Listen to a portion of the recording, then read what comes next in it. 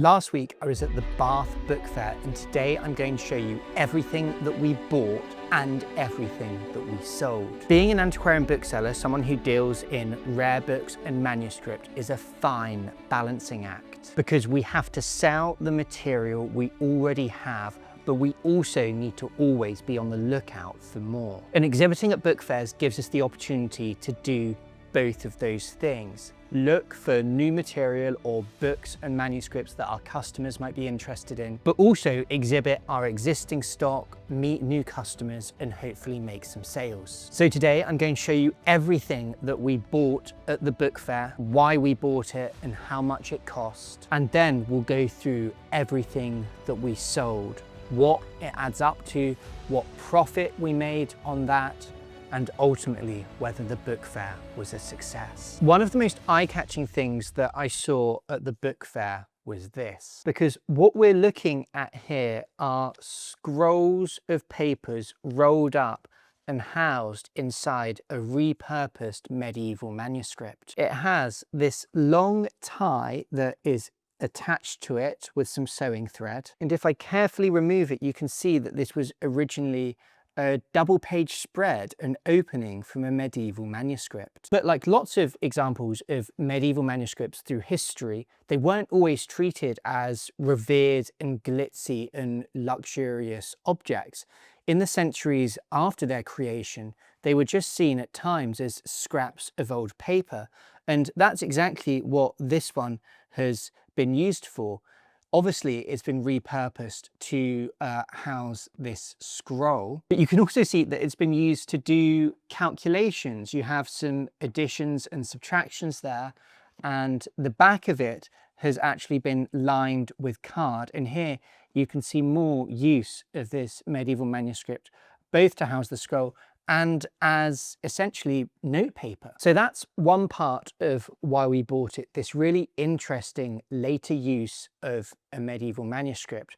But then we have the second part, and that is all of these papers rolled up inside. All of these papers relate to a French nunnery that was dissolved around the time of the French Revolution. And obviously one of the things we do after we buy objects is we research them in order to tell their stories. So we don't know yet the full story of this object, but there is definitely a story to tease out in our cataloguing of these papers, and that's what Sienna will be working on in the coming weeks. Next up, we always have people looking for lovely old editions of classic works, of the great works of literature. And so I saw this really rather sweet diminutive 2-volume edition of Homer's Iliad. It's in English, it's Alexander Pope's translation. And if I show you inside, we can see that this is a printing of it from 1819. Going around the fair, one thing caught my attention on another stand, and it was this book, The War Poems of Siegfried Sassoon.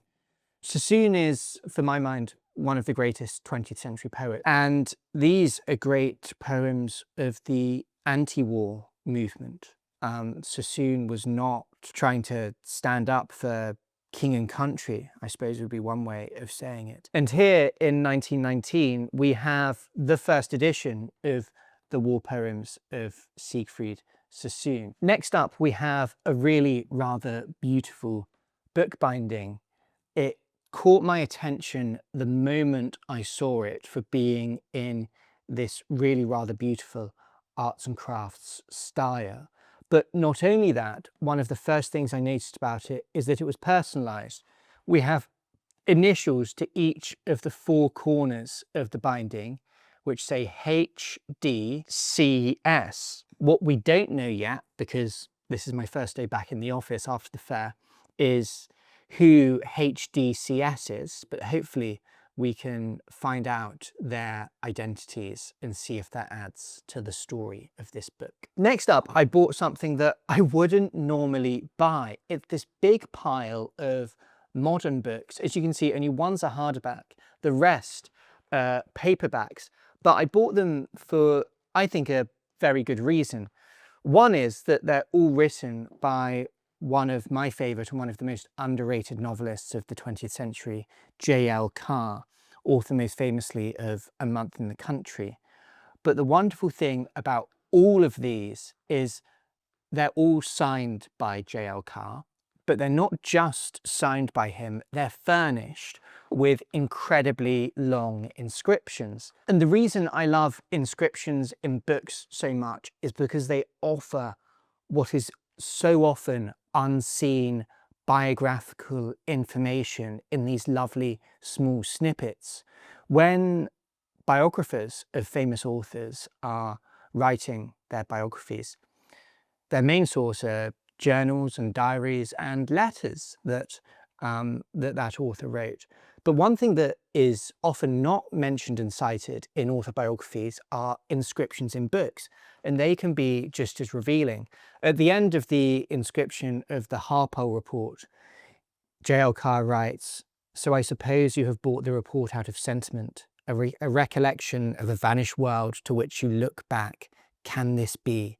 With affection and respect," which is as beautifully distilled as it gets when it comes to defining the whole corpus of J.L. Carr's work. And the final item I have to show you is in this box. I always think it's a good sign when you see one of these archive boxes with a big lid on it, because you never know what you're going to find inside. And inside here is a complete set of the history of Middle-earth, which was published and edited by Christopher Tolkien from papers left by his father J.R.R. Tolkien at the time of his death. But this isn't just any set of the history of Middle-earth. It's probably the most interesting set I have ever seen and handled, and that's because of who owned it and what they did with it. This set was owned, as you can see here, by Rona Beer, and she is famous amongst Tolkien collectors and in the Tolkien community for letters exchanged between her and J.R.R. Tolkien. She had a correspondence with Tolkien that began while she was a student at Exeter University in the UK. And the letters that Tolkien wrote back to her about The Lord of the Rings are considered so significant that they received their own separate publication in a book called J.R.R. Tolkien's Letters to Rona Bear. And she published numerous articles about J.R.R. Tolkien throughout her career. And that's why this set is so interesting, because it wasn't just owned by her and read by her, it was extensively annotated by her throughout, including these really quite long notes and additional thoughts on pieces of paper that she tucked in at relevant points in the book. And so that set, I think, was the crowning purchase of the fair. Now, I went into that book fair with an idea in my head that I could spend about £2,000 on books, but that's not what I ended up spending. The total actually came to £5,955.50. So let's see if the sales we made up for it. The first thing we sold wasn't a book, it was this, which is a medieval revival book casket made by Léon Groulle. Léon Groulle was a wonderful French bookbinder in the second half of the 19th century.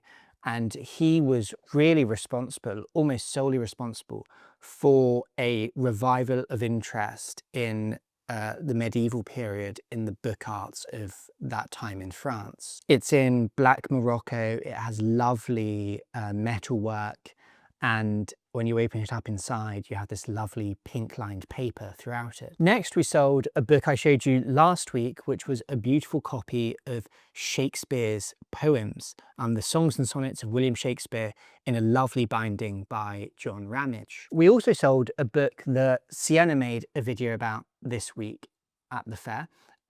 It was a manuscript book. It was a book of notes on food cultivation and wine cultivation in France in the early 20th century.